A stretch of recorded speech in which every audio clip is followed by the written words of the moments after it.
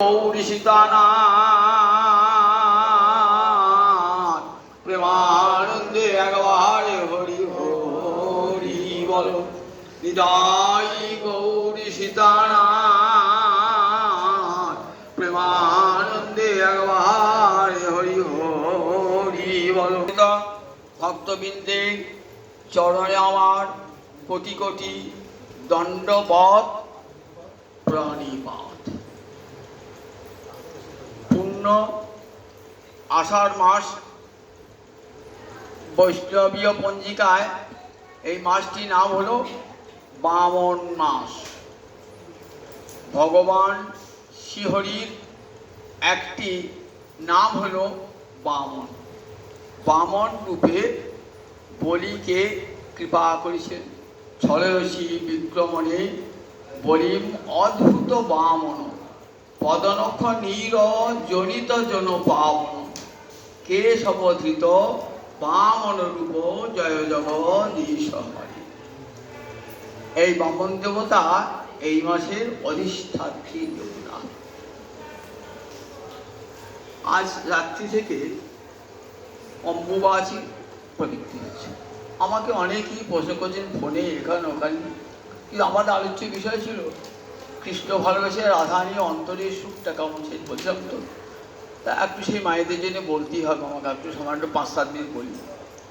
তারপর যদি ঘন্টা পড়ে যায় তাহলে আবার হবে না, পরের দিন আবার হবে। জায়গা একটু আলোচনা করি। এই অম্বুবাচী মানে অনেকে বলে অম্বুবতী। অম্বুবতী বলে কোনো কথা হয় না, অম্বুবাচী। অম্বু মানে কি বলতে গেলে অম্বুর জল, বাচী মানে অম্বু সূচয়তি, বাচয়তি সূচয়তি ইতি। জলের সূচনা হয় এই দিন থেকে, এই সময়টা। সেই জন্যে এটা বলেন অম্বুবাচী, অম্বু বাচয়তি ইতি, জলের সূচনা হয়। ধরিত্রী এই সময় পুষ্পবতী হন, আর পুষ্পবতী হলেই জানতে হবে ধরণী সুজলা সুফলা শস্য শ্যামলা। একটা ভাগবতের কাহিনী আছে, সেটা সংক্ষেপে শোনা হয় আমাদের। আমরা দেখি ইন্দ্র ত্বষ্টার পুত্র বিশ্বরূপকে হত্যা করেছে। এই বিশ্বরূপের 3টে মুখ ছিল। একটা মুখে সোমপান করত, সোমরস পান করত, একটা মুখে সুরাপান করত, আর একটা মুখে অন্ন ভক্ষণ করত। এই বিশ্বরূপকে পৌরহিত্যে বরণ করলেন কখন? একদিন দেবরাজ ইন্দ্র সিংহাসনে বসে আছেন, রাজ সিংহাসনে বসে আছেন পাত্রমিত্র পরিবেষ্টিত হয়ে। এমন সময় গুরুদেব এসেছেন বৃহস্পতি। ইন্দ্রের এমন ঔদ্ধত্য যে গুরুদেব এলে উচ্চ স্থানে বসে থাকতে নাই, নিচে নেমে এসে তাকে প্রণাম বন্দনা জানাতে হয়, এটাই তো নিয়ম। কিন্তু ইন্দ্র ঐশ্বর্যের অহংকারে এমন মত্ত যে গুরুকে পর্যন্ত উপেক্ষা। গুরুদেব আর ভুললেন না। ওই সভাতে দেখে ইন্দ্রের মতিগতি দেখে সভা থেকে চলে গেলেন। এমনভাবে চলে গেলেন গুরুদেব যে আর কোথাও গুরুদেবকে দেখা পেলেন না। এমন অদৃশ্য মায়া সৃষ্টি করলেন গুরুদেব যে কোথাও আর খুঁজে গুরুদেবকে পাওয়া গেল না। এইবার গুরু শক্তি হারিয়ে গেলে কি হয় মানুষ বলুন দেখি? দুর্বল হয়ে যায়। গুরু কৃপা থেকে মানুষ যখন বঞ্চিত হয়ে যায় তখন সে একেবারে দুর্বল। তখন তাকে নানাবিধ শত্রু আক্রমণ করে। দেবরাজ ইন্দ্রের যত ঐশ্বর্য থাকুক না কেন, তিনি গুরু শক্তি বলে বলিয়ান হয়েছিলেন। আর সেই গুরুদেব অপমানিত হয়ে চলে গেছেন, ফলে কিছু হীন শক্তি হয়ে পড়েছেন। এইবার অসুরদের গুরু শুক্রাচার্য তার শিষ্যদের বলেছেন স্বর্গরাজ্য দখল করো। এইবার অসুরেরা স্বর্গ দখল করবার জন্য আসে। দেবতাদের শক্তি তখন হীন হয়ে গেছে। তখন দেবতা স্বর্গচ্যুত হয়ে গেলে গেলেন, ব্রহ্মার কাছে গেলেন। ব্রহ্মা বলছেন, দেখো কত বড় অপরাধ করেছো, একবার দেখো ইন্দ্র, তুমি তো বিদ্বান, এত বড় অপরাধটা করে ফেললে। নিজের গুরুকে কেউ অপমান করে, গুরুকে অপমান করলে তার ফলটা কি হয় দেখো। গুরুকে অপমান করেছো, গুরু এসেছেন, তখন তুমি উচ্চ সিংহাসনে বসে নিজের দম্ভ অহংকার প্রকাশ করছো, তার ফল তো ভালো হবে না। তুমি এতদিন গুরু শক্তিতে বলিয়ান ছিলে, সেই গুরু অপমান চলে গেছেন, সুতরাং হীন শক্তি হয়ে পড়েছো। এখন তো দেবতারা তোমাকে, অসুরেরা তোমাকে আক্রমণ করবে। গুরুদেব তো কোথাও খুঁজে পাওয়া যাচ্ছে না। তখন কি করলেন, ত্বষ্টার পুত্র বিশ্বরূপকে পৌরিত্য পদে বরণ করলেন। যাগযজ্ঞগুলো হবে কাকে নিয়ে? তখন ত্বষ্টার পুত্র বিশ্ব। এই বিশ্বরূপের তিনটে মুখ বললাম, এক মুখে সুরাপান, এক মুখে সম্প্রস পান, আর এক মুখে অন্নভোগ। এই ত্বষ্টার পিতা দেবতা বটে ঋষি, কিন্তু মা ছিলেন অসুর কন্যা। যখন দেবতাগণকে যজ্ঞের ভাগ অর্পণ করতেন না, তখন উচ্চ স্বরে মন্ত্রপাঠ করতেন। আর যখন অসুরদের দান করতেন, গোপনে, যাতে দেবতারা জানতে না পারে। কারণ মা তো অসুর কন্যা, অসুরদের প্রতি একটা দুর্বলতা ছিল। ইন্দ্রকে খবর দিলেন দেবতারা যে ও গোপনে গোপনে অসুর দিকে যজ্ঞ ভাগ দান করে। যজ্ঞ ভাগ দান করলে কি হবে? অসুরা বলবান হয়ে যাবে, অসুরা আরো বলবান হবে। তখন ইন্দ্র কি করলেন, বিশ্বরূপকে হত্যা করে। বিশ্বরূপকে হত্যা করে ভাবছেন যে এই যে বিশ্বরূপ ব্রাহ্মণ, তাকে হত্যা করলাম, সেই হত্যার পাপটা আমাকে লাগবে, ব্রহ্ম হত্যার পাপ। এক তো গুরু চলে গেছেন, আবার আবার বিশ্বরূপকে হত্যা করলাম, ব্রহ্ম হত্যার পাপ হয় কি আছে? তখন দেবতারা বললেন, দেখুন দেবরাজ ইন্দ্র, আপনি যদি না থাকেন তার স্বর্গরাজ্য কোনোদিন উদ্ধার হবে না। আপনাকে পাপ মুক্ত হতে হবে। কি উপায়ে পাপ মুক্ত হতে হবে?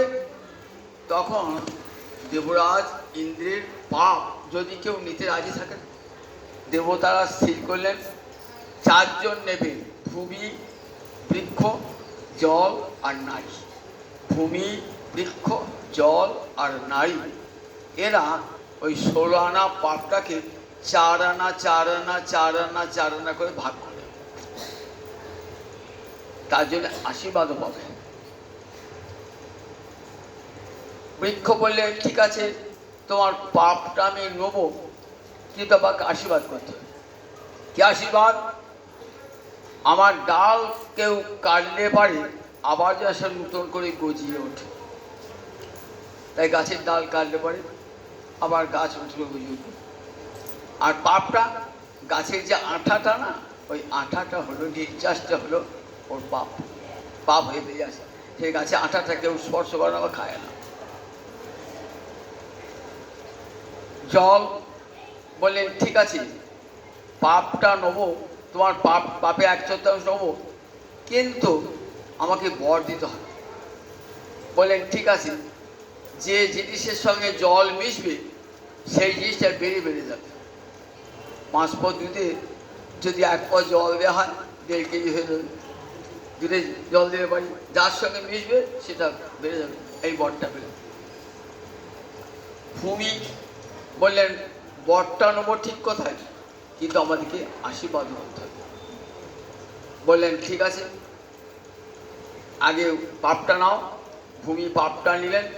পাপটা কি দেখবে, অনেক ভূমি অনাবাদি, অকর্ষিত, সেখানে কোনো ফসল ফলে না, এইটাই হলো পাপ। আর জলের কথা, জলের পাপ হলো বুদবুদ, জলে ফেনা বুদবুদ, এটা দিয়ে ভগবতের সেবা হয় না। সে যখন জল না হয় না, তখন ফেনা বুদবুদটা বাদ দিতে হয়, পাপটা নিয়ে বলে। আর ভূমি বললেন, ঠিক আছে পাপ নেবো, কিন্তু বর দিতে হবে।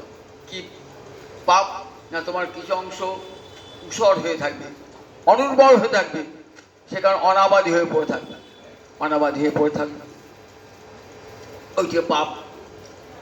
আর বরটা কি না, ভূমি যদি কেউ খনন করে না, আবার যথারীতি সেই জায়গাটা পূরণ হয়ে যাবে, আপনা আপনি পূরণ হয়ে যাবে। যদি কেউ মাটি নাও ফেলে না, আপনা আপনি দেখবে ধীরে ধীরে ধীরে 20 বছর 30 বছর দেখবে জায়গাটা আবার যেমন ছিল। আর নারী বললেন হ্যাঁ পাপটা নিতে পারি, পাপটা কি তোমার বর দিতে হবে। কি বর দিলেন? যে দেখো তোমরা স্বামী মিলনে তোমাদের সব সময় সক্ষম হবে, এই বর দিলাম। আর পাপটা তোমাদের প্রতি মাসে তোমাদের 4 দিন করে অসৌচ পালন করতে হবে। তাই সেই থেকে নারী ওই 4 দিন পালন করে ওই ইন্দ্রের পাপটা গ্রহণ করেছে। ধরিত্রী তো জননী, নারী রূপা, তারও এই 4 দিন তিনি পুষ্পবতী হন বলে আমরা মায়ের অঙ্গে কোনো আঘাত করি না। ওই দিনে ওই সময়তে ব্রাহ্মণ জ্যোতি বিধবারা কোনো রন্ধন করা অন্ন গ্রহণ করেন না, পাকান্ন গ্রহণ করেন না, এইসব কিছু কিছু নিয়ম আছে। আমাকে এই জিজ্ঞাসা আছে কৃষ্ণ সেবা হবে না, সব হবে। গোবিন্দ সেবার সঙ্গে এর কোনো সম্পর্কই নাই, কৃষ্ণ সেবার সঙ্গে কোনো সম্পর্কই নাই। যেমন মালা জপ করেন, যেমন আনলিকাদি করেন, জপ করেন, সব হবে। শুধু জেনে রাখো এই যে অম্বুবাচী কোনো বৈষ্ণব ব্রতও নয়, কিন্তু আমরা যেহেতু ধরিত্রীর সন্তান তো তাই পালন করে থাকি। এই দিনে ধরিত্রীকে প্রণাম জানাই, অন্তত একটা দিন ধরিত্রীকে দুধ গলা আম চিড়ে এইসব মাকে খাওয়াতে হয় একদিন। এই জন্য অম্বুবাচী আজ করে চলে আসছে, একটা লৌকিক আচার চলে আসছে, বরাবর লৌকিক আচার অম্বুবাচী। ভাগবতের এইখানটা বর্ণনা রয়েছে। যাই হোক, সেই অম্বুবাচীর সঙ্গে কিন্তু বলবেন কৃষ্ণ ভক্তি কৃষ্ণ ভজনের কোনো সম্পর্ক নাই। যাই হোক, আবার এই আসল আলোচ্য বিষয়ে ফিরে আসি। আলোচ্য বিষয় কি ছিল না, কৃষ্ণ কেন গৌর হল। কৃষ্ণ কেন গৌর হল? তাহলে একটা বহিরঙ্গ কারণ আর একটা অন্তরঙ্গ কারণ। বহিরঙ্গ কারণটা বারবার বলছি কেন, যাতে আমি পুরো স্মরণ হয়। বহিরঙ্গ কারণটি হলো নাম প্রেম প্রচার, অদ্বৈতের আরাধনা। আর অন্তরঙ্গ কারণটি হলো বৃন্দাবনে অশেষে বিশেষে গোপীগণের সঙ্গে প্রেমের খেলা খেলেও তার 3টে বাঞ্ছা পূর্ণ হয় না।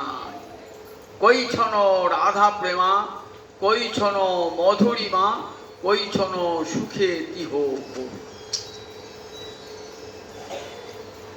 এই 3টে বাঞ্ছা পূর্ণ হয় না। 2টি বাঞ্ছা কথা আলোচনা করছি, আর তৃতীয় বাঞ্ছাটি কি না, কৈছন সুখে তিহ ভোগ।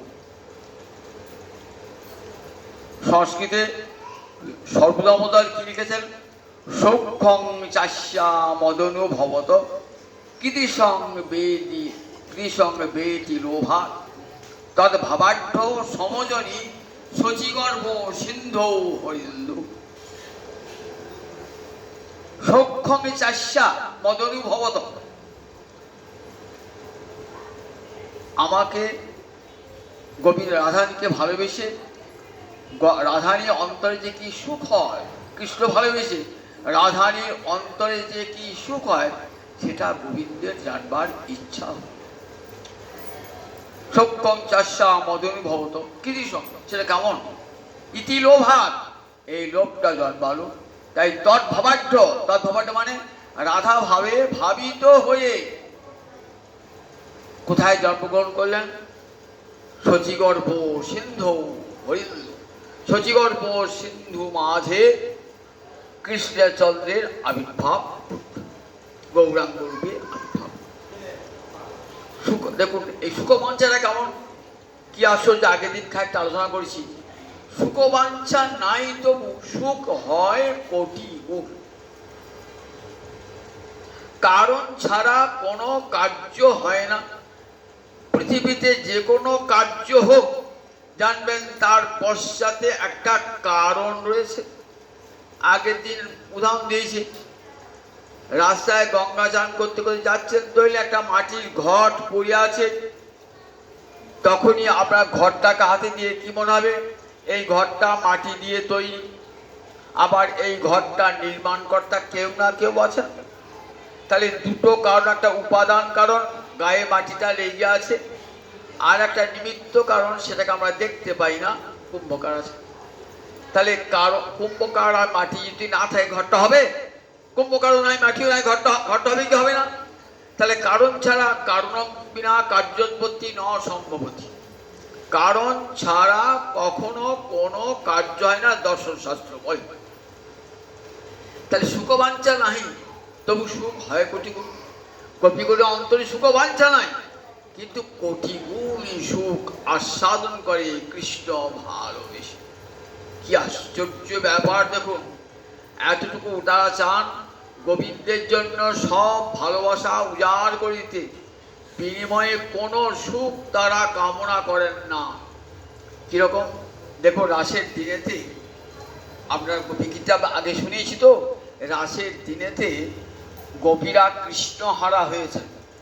কৃষ্ণহারা হয়ে যমুনা পুরিনে বসে কাঁদছেন। তাকে ভাগবতে কি বলেছে? গোপী গীতি, গোপীদের বিরহ।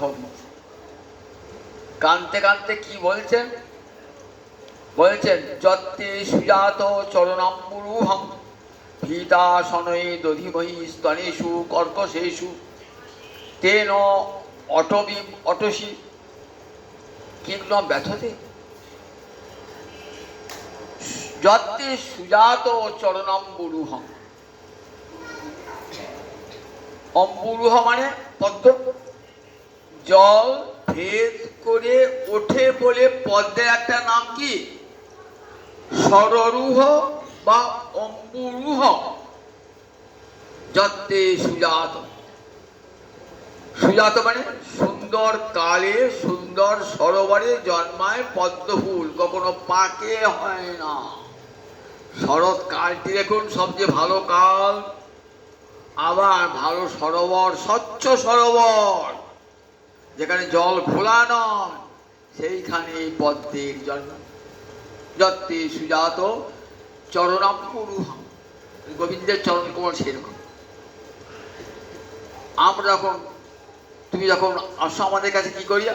ধীরে ধীরে তোমার এই চরণ কোমলটা আমাদের বক্ষে নিয়ে আসি, বক্ষে নিয়ে আসি। কিন্তু আমাদের স্তনেষু কর্কশেষু, কিন্তু ভাবি আমাদের বক্ষ তো বড় কঠিন, আমাদের বক্ষ বড় কঠিন। গোবিন্দের চরণ কেমন না পদ্মের মতো সুকোমল, সেই চরণে যদি আঘাত লাগে, তাই আমরা খুব ভয়ে ভয়ে ভীতা শনৈ দধিমহি, আমরা ভীত হয়ে আমরা ধারণ করি ধীরে ধীরে। বক্ষের কাছে নিয়ে এসো, বক্ষে নিতে পারি না, গোবিন্দের চরণে ব্যথা লাগবে বলে।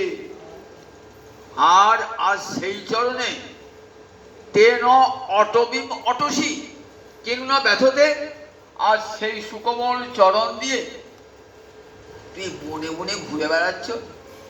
তোমার চরণে কাঁটা ফুটবে না, কুশাঙ্কুর বিদ্ধ করবে না, কাকড় বিদ্ধ হবে না, নবনী কোমল ওই চরণ আমরা কত ভয়ে ভয়ে নিই। তাহলে তো গোবিন্দ চরণ নিয়ে পারে গোপীতন্ত্র সুখ হবে, কিন্তু গোবিন্দ চাইছেন না। গোবিন্দ দুঃখ পাবেন বলে গোবিন্দ সুখ হবে না তাতে, এটা গোবিন্দের অনুমান।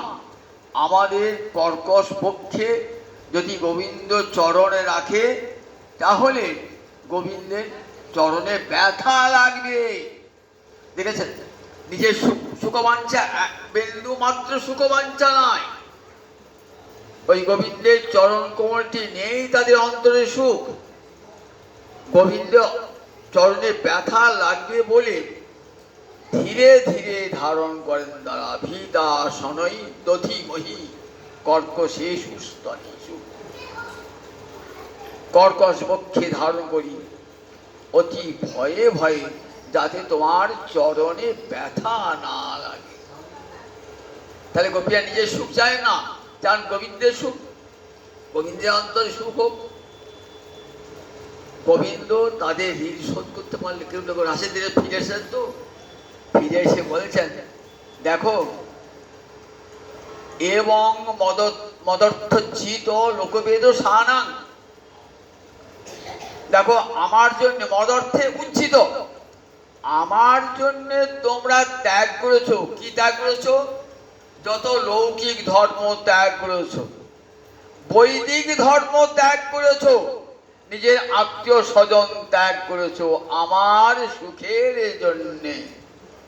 এবং মদর্থজিত লোকবেদ সানাং, লোকবেদ লৌকিক ধর্ম ত্যাগ করেছো, বৈদিক ধর্ম ত্যাগ করেছো, আবার নিজের আত্মীয় স্বজনগণকে সানাং মানে আত্মীয় স্বজন তাদেরকে ত্যাগ করেছো। দেখো গোপীগণ, আমি কি তোমাদেরকে ভুলতে পারি? তাহলে ভুলে এতক্ষণ ছিলে কোথায়? আমাদেরকে তো ভুলতে পারো না। যখন ফিরে এসেছেন গোবিন্দ তখন বলছে, তাহলে আমাদেরকে ভুলে থাকতে পারো না, তাহলে ছিলে এতক্ষণ কোথায়? বলছে, শোনো গোপীগণ, আমাকে দোষ দিও না। ময়া পরক সঙ্গে ভজতা তিরোহিত। আমি কেন লুকিয়েছিলাম জানো?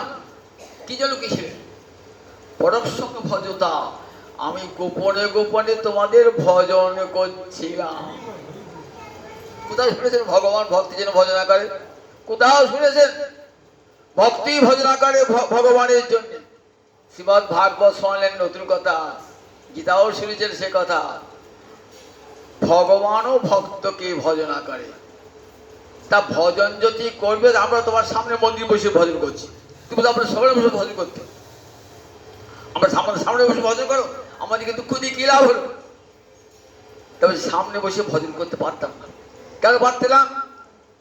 আমার ভজনটা জানো কেমন? কিরকম ভজন? তোমরা যখন আমার বিরহে কাঁদো না, নয়ন জলে হা কৃষ্ণ দেখা দাও বলে, নয়নে জলে বুক ভাসায়ে, হা গোবিন্দ দেখা দাও বলে, যখন নয়ন জলে বক্ষ ভাসে, তোমাদের ওই মূরতি দেখবার যে আমি কি করি জানো? এই তোমাদের কাছে থাকি, তাহলে কি আমার জন্য কাঁদবে? দূরে থাকি তো কাঁদবে। আমি দূর থেকে দাঁড়িয়ে তোমাদের কাঁদা বদন দেখে ওইটাই আমার ভজন। কেমন শুনছে দেখো, ভগবান বলছে, ভগবান ভজন করেন, ওইটা আমার ভজন। কিরকম? আমার ভক্ত যখন নয়ন জলে মুখ ভাসিয়ে কাঁদে, আমি লুকিয়ে লুকিয়ে দেখি আমার ভক্ত কেমন করে কাঁদছে। তাই মানুষই তো আমাকে অসুখ প্রকাশ করো না, আমি ময়া পরক সঙ্গে ভজতা তিরোহিত, তোমাদেরকে গোপনে ভজন করবার জন্য তিরোহিত আমি তিরোধান করেছিলাম, অন্তর্ধান করেছিলাম, আর কোনো কারণ নাই। শুধু তোমাদের কাঁদা বদন তোমরা কতখানি ভালোবাসো সেইটা দেখবার জন্য। এইটা বলি মনে পড়ে গেল গীতা বাক্য। কি গীতা বাক্য মনে পড়ে গেল? যে যথামাং প্রপদ্যন্তে তাং তথৈব ভজাম্যহম। যে যথামাং প্রপদ্যন্তে তাং তথৈব ভজাম্যহম, এই বাক্যটি গীতার পরম আদরীয় বাক্য। যে আমাকে যেমন রূপে ভজনা করে আমি তাকে তেমনি রূপে ভজনা করি, আমি তাকে তেমনি রূপে ভজনা করি। যে যথামাং প্রপদ্যন্তে তাং তথৈব ভজামি, আমি তাকে ভজন করি সেইভাবে। তাহলে দেখুন ভগবান বলছেন যে আমাকে যে ভজে আমি তাকে ভজি। আমি কাউকে, আমার ভজন কোথাও নিষ্ফল হয় না, আমার ভজন কোথাও নিষ্ফল হয় না। কেউ কাঁদছে সংসারে শান্তি হওয়ার জন্য, আমি তাকে কৃপা করি। কেউ কাঁদছে স্বর্গ পাবার জন্য, কেউ কাঁদছে মুক্তি পাবার জন্য, কেউ কাঁদছে ধন দৌড়ের জন্য, আমি সবাইকে কৃপা করি। কারণ আমার ভজন তো কখনো ব্যর্থ হবে না, আমাকে ভজন করলে সব পাই। অকাম সকাম মোক্ষ কাম উদারধি, কামনা বিহীন হোক, সর্বকামনা যুক্ত হোক, মোক্ষ কামনা যুক্ত হোক, সবাই তো আমার ভজনা করে। আমি তাদেরকে সেইভাবে, পৃথিবীতে মানুষ তো ভিন্ন ভিন্ন প্রকারে, তাহলে ভজনটাও ভিন্ন ভিন্ন। ভিন্ন রুচয় হি লোকা, লোক ভিন্ন ভিন্ন রুচির মানুষ, যার যেমন মন তেমনি ভাবে ভজন করে।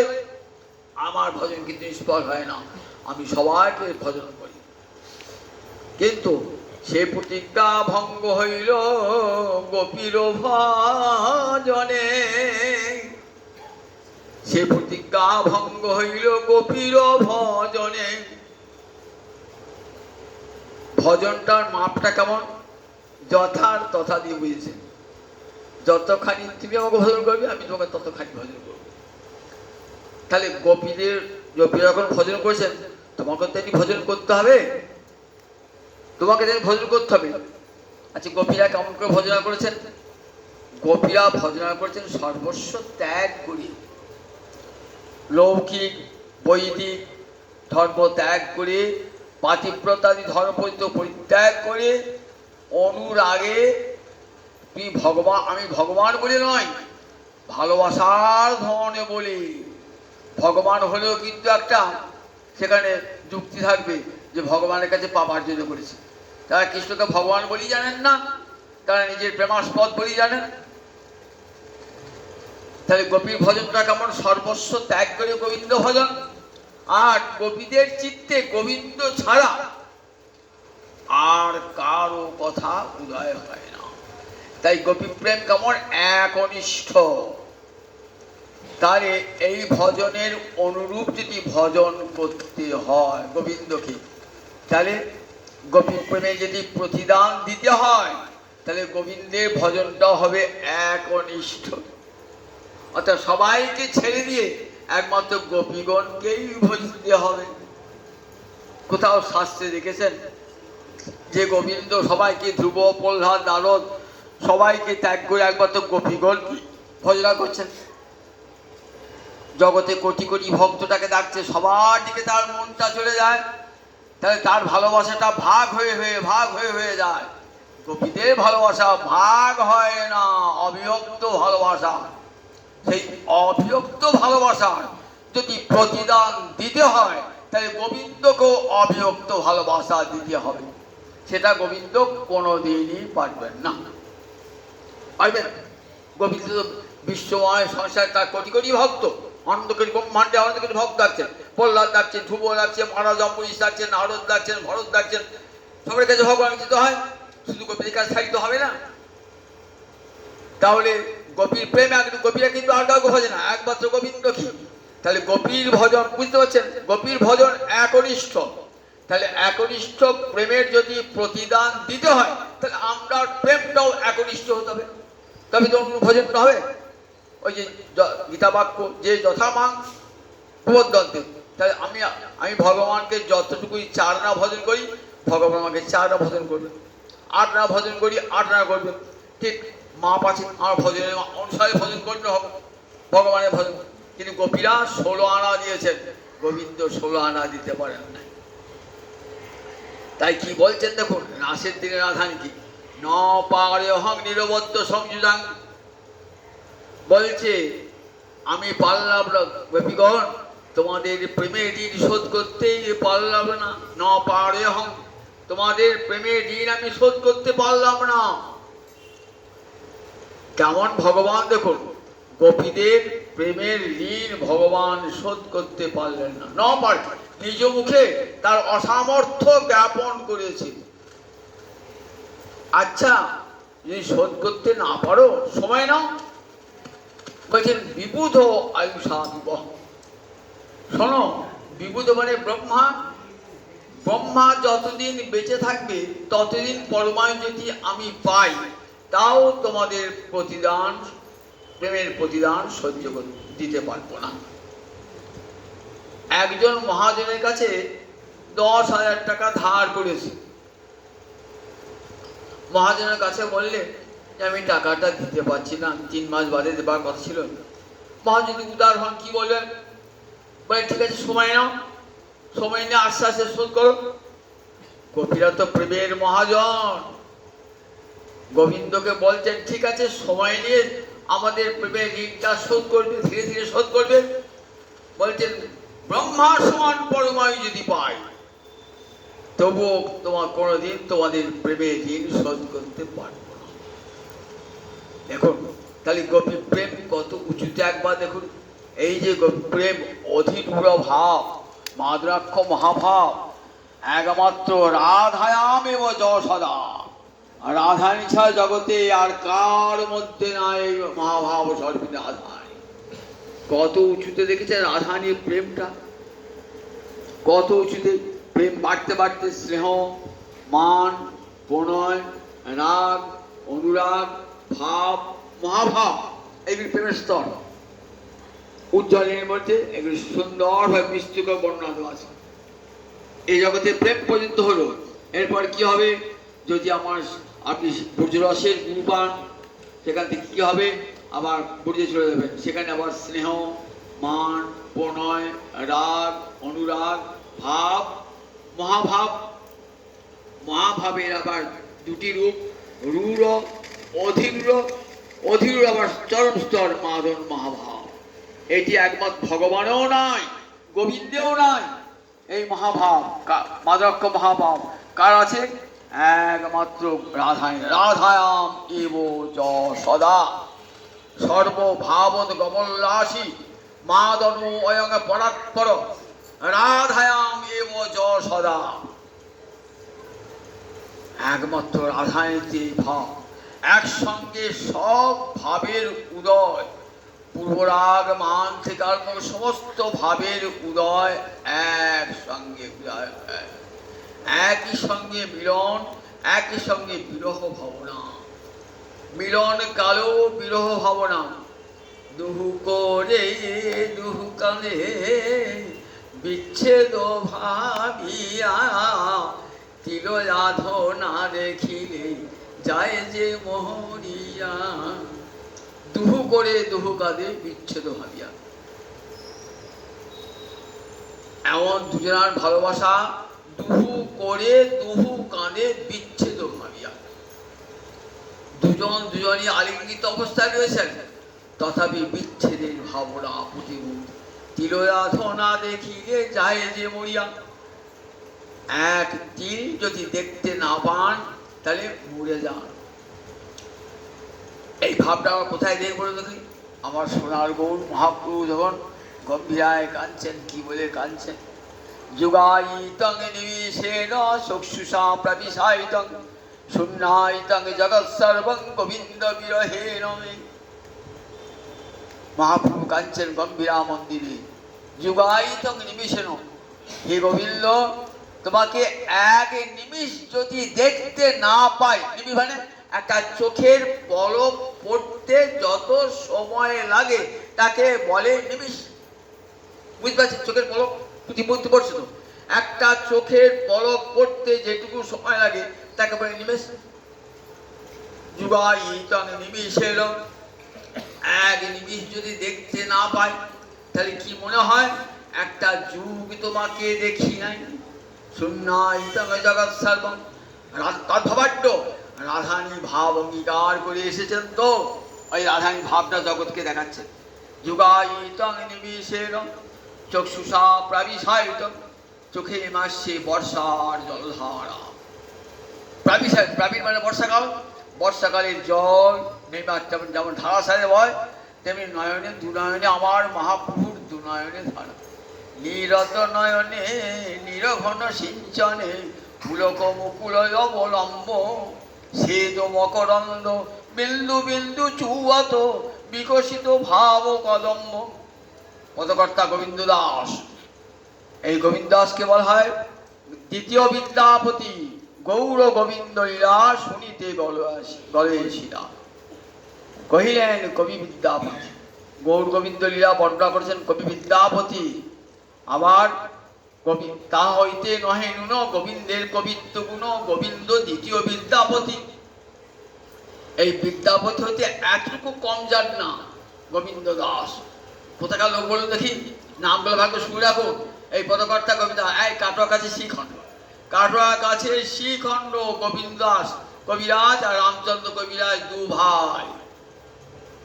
কার শিষ্য? শ্রীনিবাস আচার্য প্রভুর শিষ্য। সেই গোবিন্দ দাসের কবিতা। নীরদ নয়নে নিরঘন সিঞ্চরে পুলক মুকুল অবলম্ব শ্বেত মকরন্দ বিন্দু বিন্দু চুয়াত বিকশিত ভাব কদম্ব।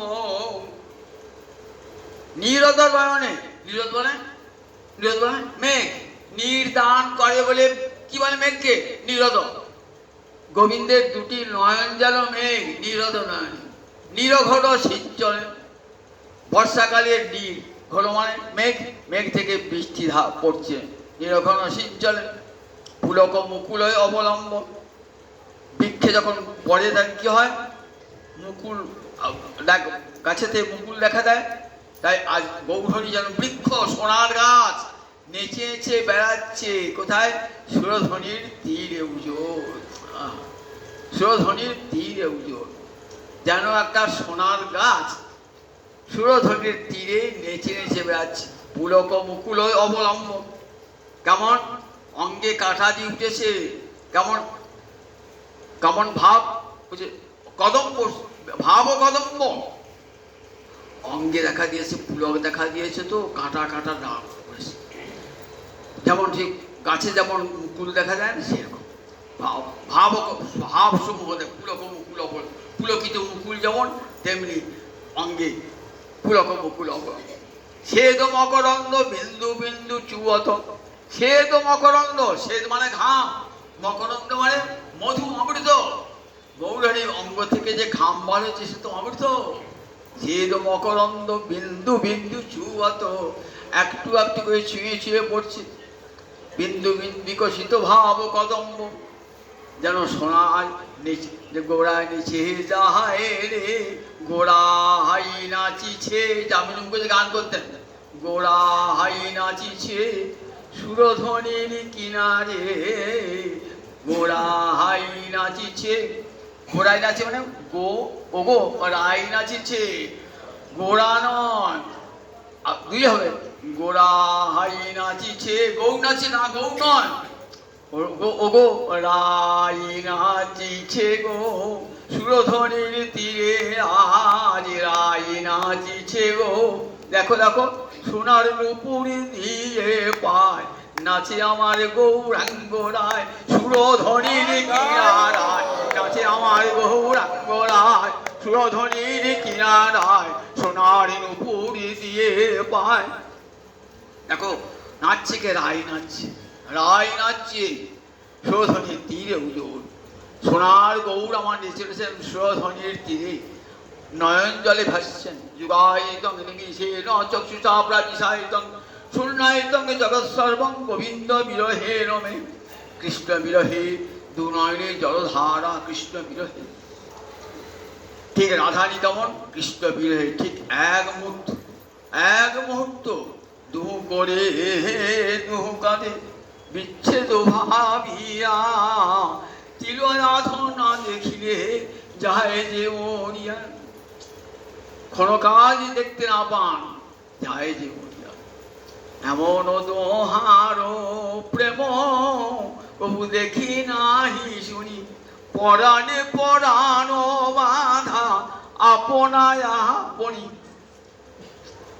এমন প্রেম জগতে কেউ দেখে নাই। পরাণে পরা, দেহে দেহে নয়, দেহে যত প্রেম হলে থাকে না, যৌবন চলে যায়, প্রেম চলে যায়, কিন্তু পরাণে পরাণ বাধা, আত্মায় আত্মায় বাধা। রাধা কৃষ্ণ এক আত্মা, দুই দেহ ধরি, একই আত্মা দুটো দেহ, রাধা মাধব। আহা এমন প্রেম, সেই প্রেম মূর্তি ধারণ করেছে আমার গৌরাঙ্গ অবতারে। সধরির তীরে আমার গৌর হরি নেচে চলেছেন, সোনার গৌর নীরদ নয়নে নীরঘন সিঞ্চনে, পুলক মুকুল অবলম্ব। কি অলঙ্কার হয়েছে? অনুপ্রাস অলঙ্কার দেখুন, সব ন ন ন, নীরদ নয়নে নীরঘন সিঞ্চনে। আবার সে তো মকরন্দ দোতে কেমন শব্দ রেখেছেন, অলঙ্কার রেখেছে কেমন? অনুপ্রাস অলঙ্কার। নীরদ নয়নে নীরঘন সিঞ্চনে, পুলক মুকুল অবলম্ব। সে তো মকরন্দ বিন্দু বিন্দু চুয়ত বিকশিত ভাব কদম্ব। কেমন দেখুন, বিশ্বে এমন গান শোনাতে পারবে না? বিশ্বে তো আরো বহু ধর্ম আছে, আরো তো বহু ধর্ম আছে। এমন কীর্তন পদাবলী দেখান দেখি, কোন ভগবানে এমন কীর্তন পদাবলী আছে? এই বাংলার পদাবলী, যারা পদাবলী সাহিত্য পড়াশোনা করেছেন তারা দেখবেন, এই বাংলার পদাবলীর সাহিত্য আজ বিদেশেও কত আদি বিদেশ। এর তুলনা হয় না, যুগ যুগ ধরে থাকবে, যুগ যুগ ধরে। যত মানুষ রসিক হবে না, ভাবুক হবে না, তত দেখবেন দিনের পর দিন চাহিদা বাড়বে। এই পদাবলী সাহিত্যে মুখর করে গোটা মধ্যযুগ আমরা দেখতে পাই, মধ্যযুগের পরও দেখতে পাই। এই বৈষ্ণবদের কলকাগুলিতে বাংলা সাহিত্যের আকাশ ভরা। কত সুন্দর করে রাধা মাধবের প্রেম বলেছেন। আজ তো 8টা 12 বেজে গেছে, ঘন্টা পড়ে গেছে। এবার আর না, পরের দিন জয়নিতায় সর্ব এ শুনিয়ে শেষ হবে, জয়নিতায় জয়নিতায় জয়নিতায় আসে।